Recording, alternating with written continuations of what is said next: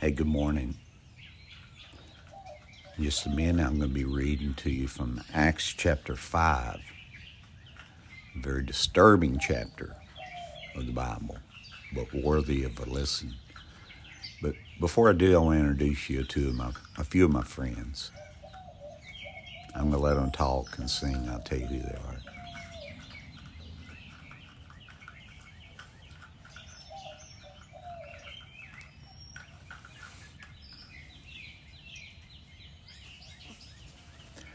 The main bird you hear is the white-winged dove, and they just love cooing back and forth during the day.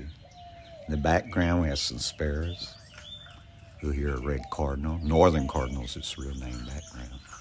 And then you have two first cousins that are very hard to distinguish.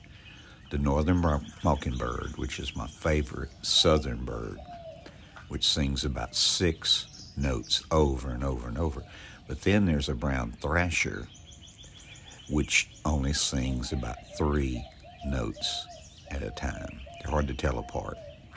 But as I read, I hope you listen to them, and at the end, I'll just let the tape run for a while. Here's Acts chapter 5. But a man named Ananias, with his wife Sapphira, sold a piece of property, and with his wife's knowledge, he kept back for himself some of the proceeds, and brought only a part of it, and laid it at the apostles' feet. But Peter said, Ananias, why has Satan filled your heart to lie to the Holy Spirit and to keep back for yourself part of the proceeds of the land?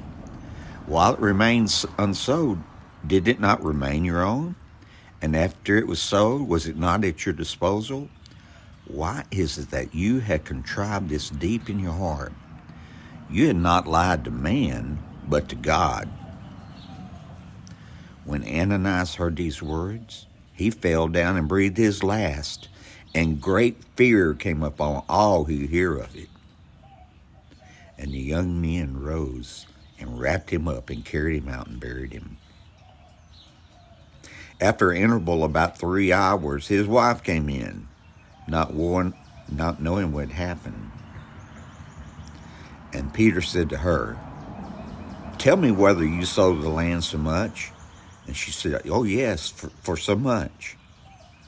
But Peter said to her, how is it that you have agreed together to test the Spirit of the Lord? Behold, the feet of those who buried your husband are at the door, and they will carry you out. Immediately she fell down at his feet and breathed her last. When the young men came in, they found her dead, and they carried her out and buried her beside her husband. And great fear came upon the whole church, upon all those who heard these things.